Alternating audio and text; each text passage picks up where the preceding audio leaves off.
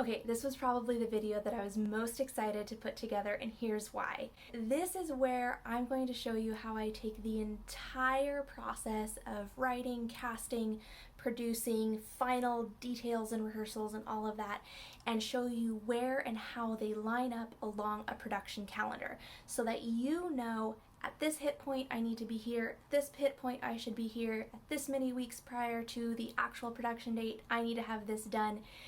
Oh, this is the kind of stuff I nerd about. I love it so much. So hopefully this is very helpful for you if your brain doesn't work in the same crazy way that mine does.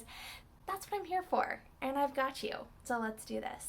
If this is a whole brand new world for you, taking on a full-fledged production might be a little scary. So we're going to break it down into some major categories of what has to happen in what order, and then I'm going to explain to you what happens within each of those categories and roughly what amount of time you should give yourself to put everything together based on my own experience from doing this with zero experience to now having done it a few times. So there are 5 major phases: writing and planning, casting, rehearsals, logistics, and the final week before go time.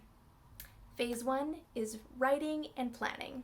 Now, this phase can be very different for you depending on whether you are truly writing the script, whether you are just outlining a program and having people, like individual speakers, create their own components, or if you're purchasing a script and then you're just choosing the music or the pieces that fit into it. So this is kind of a broad category and it encompasses a lot of different options or alternatives. I love phase 1 because for me it is the part that I can take the most time on. I really dive into the writing process. You find me in a coffee shop for hours at a time just listening to Christmas music in May and choosing songs I love and I might want to incorporate into that year's service. There's so little pressure at that point. It's just writing and digging into scripture and taking time and really letting the creative process happen, and it's where the introvert side of me just loves it, and then the extrovert side of me is so excited to show it to everyone who's going to be helping me make it happen. At some point in phase 1 is the pitch. This is where you're presenting your concept or your completed script or the script that you purchased to the decision makers at church and saying, hey, here's my plan, are we making it happen? Now, depending on where you're coming from and what your church's culture is, you might truly be doing a pitch because this might be a new experience for your church, or you might be a new producer/director for your church. Or you might have been handed a project and now you're showing them what you would like to do. Or you're the person who is always doing the Christmas Eve services or the Good Friday productions or Easter, and you're just saying, hey, here's the plan, here's what's going on. It looks different for every church, but the pitch or the introduction should happen at the end of phase 1. So in phase 1, what your hit points are developing the concept and the outline, you're writing the script if necessary, you're choosing the music that you would like to include and potentially backups if needed, and you're doing the pitch/presenting to decision makers again if it's needed. And the timeline for this section can be weeks or it can be months depending on how much work you're putting into an original production versus purchasing one, but I suggest to have phase 1 locked in and completed 3 to 4 months prior to production day. Now that means for a Christmas Eve service, I recommend having your script and music chosen by August 24 or September 1st. Up to September 24, I wouldn't go any further beyond that because it just gets too crazy with trying to fit in casting and rehearsals, and I'll explain why in a second. Once you have a script or an outline and you have it approved, you know what music you're going to be using and it's on order, next is phase 2, and that is casting. This is where you're asking all of your participants to join on in and explaining to them what the vision for the production is, what part you would like them to play, sing, act, narrate, read, speak, prepare, whatever it might be, and asking them to join in. And this is where you're potentially getting a fair amount of questions and a fair amount of no's. And so here are some tips for this whole process. I usually write an entire list ahead of time of who I might consider my participants to be and what parts, not just one part, but what components they might be interested in and they might be skilled in.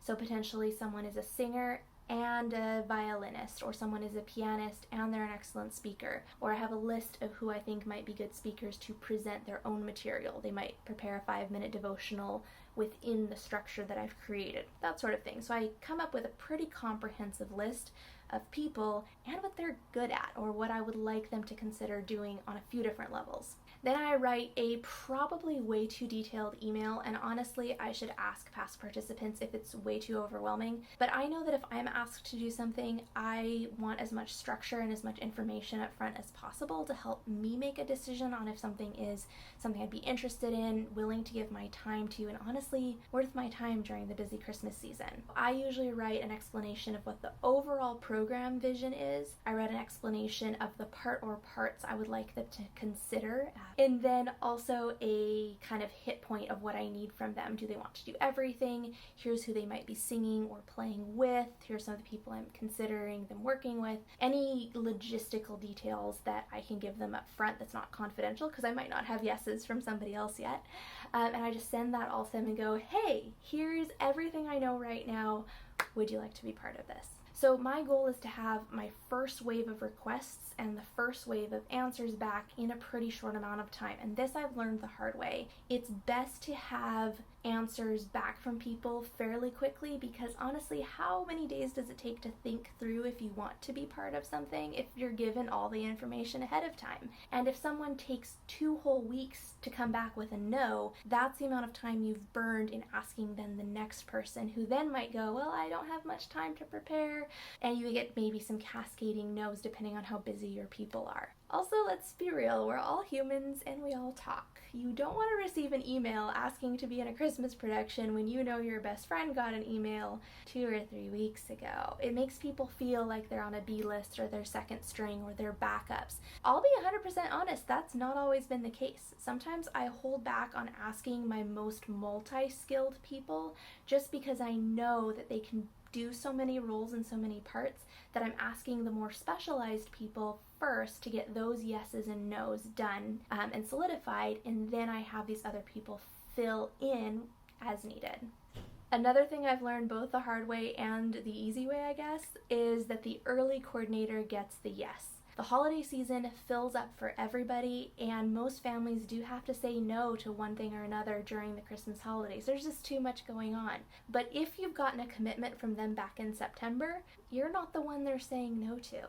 Here are your hit points. Here's your checklist for phase 2. First off, you need to match up all your singers, your speakers, your instrumentalists, who is doing what, and filling out the program. Secondly, making sure you have all the music in the appropriate keys and ready to go for each participant.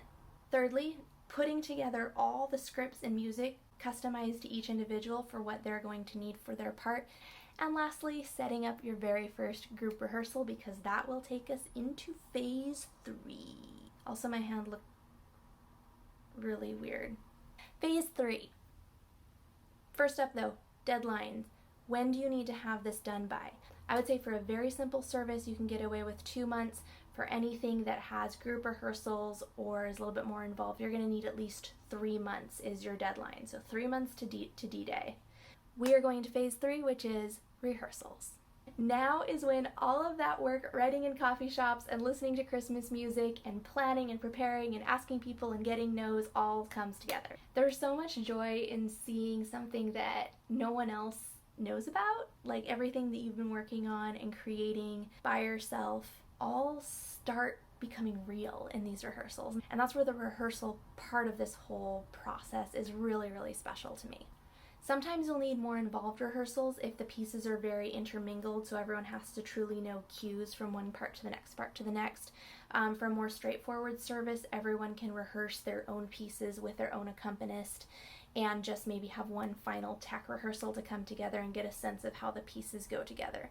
Because everyone has an entire script, I usually ask them to read it all the way through, where I've included very detailed cues of when people are coming up to the platform, sitting down, whether they're staying on stage for something else before another part. All of that is in the script, and I'm asking people over email to become very familiar with their script so that our tech rehearsal or any group run-throughs that we need to have go at least a little bit smoother. In one production, which was a little bit more involved, I had everyone meet at the very beginning and do a read-through of the script and just sort of talk through what the vision looked like and how it was going to be different than some past services we had produced. So here's our deadline for rehearsals. Rehearsals go from the ending of our casting phase all the way up to production. If you've been following the schedule up till now, that means that your cast will have about 8 to 12 weeks to learn their songs, practice their readings, learn their monologues, whatever it might be that you have assigned to them. And now we're ready for the final week, or at least your cast is, because you have more to do. So we're going to back up a little bit as we look at phase 4, which is logistics. So the idea of logistics is this is happening kind of behind the scenes as your participants are working on their music, their lines, the formal rehearsals. And now you're being the producer of the production, not just the director working with the cast. I always say that you assume that anything that needs to be decided on, that needs to be detailed or delegated, is on you to communicate until it belongs to somebody else. So we're talking programs, we're talking backdrops, childcare, organizing ushers, if you're doing communion or candle lighting, it is on you to ensure that either it's delegated to somebody else or you have arranged for it to be taken care of. So you're pushing communication forward and you're being very proactive about what your expectations are, what you might need help from, as far as from church leadership or the administrative office, from the team of ushers, from the admin support, from childcare coordinators, from kitchen coordinators. You be the first person to reach out and say, hey, special project, it's a little bit different than other times. Here's the plan. Here's what I'd love from you. Help me help you kind of a situation. So quick checklist here. You have programs written and designed. You have your AV team lined up. You create an AV script with any sound and lighting notes. You maybe meet with the AV tech ahead of time as needed. You set up ushers, childcare, any other support, any costume or set design. If there's a backdrop or lighting or PowerPoints or anything technical or visual in the back, that's on you also. And then also coordinate with your church office or leadership as needed if you're going to have, say, a pastoral opening prayer or an opening song led by somebody who's not in your main cast. So what's our time frame for these logistics components? I try to have all of these pieces lined up, or at least communicated about, by 2 weeks prior to the production. That means when I'm sending my final emails in those last 2 weeks or week and a half or so, none of it is going to be a surprise to the people that I'm emailing. It's just reminders now at this point. We're coming up to the last week to 2 weeks prior to production, and that brings us to phase 5, which is the last week. So this is where everything comes together for real. Rehearsals converge, production elements converge, people show up and attend the program, all that kind of stuff. So here's some of your hit points for the final week. Make sure that programs or bulletins get printed, double check and send reminder emails for things like ushering, having candles ready, communion ready, childcare, all those production components. Coordinate a tech rehearsal and or a final dress rehearsal as needed, and make sure all of your cast and crew have their expectations as far as what time they need to arrive the night of, what dress code might be, and any other final details that they need to know before they show up and are successful. And then in some of my programs, I've sent a final email the day of that isn't any of those things. It's not about details, it's not about logistics, it's not about what I hope to see. It's just a big thank you, and it's saying, hey, all of us have put in a lot of effort and a lot of work these last 8, 12, 16, 18 weeks, however long it's been that we've been working on this project. And I tell my cast how much I appreciate them and am so thankful for the project that everyone has made something real, and how much I'm looking forward to the production that night, and just kind of reiterating that to me, as much as we focused on excellence and quality during our rehearsal time, and as much as we want to produce something that is excellent and is really glorifying to the Lord, that the ultimate goal is to present a message to the congregation and to the visitors that night, and that it is our heart and our soul and our spirit that's going to shine through. And so to try to alleviate some of the pressure, the expectations of having a sometimes rather aggressive producer or director breathing down their necks, I try to reframe all of our thinking, my own included, and just say, hey, here's our ultimate goal. We're going to go and we're going to do our best, and ultimately, to God be the glory. And that takes us up to our last half hour, where we do our sound checks, where we have a final prayer together as a cast, where everyone drinks some more water, and where the lights go down, and the ushers finally open up the sanctuary doors to let our congregation in. And then it's showtime.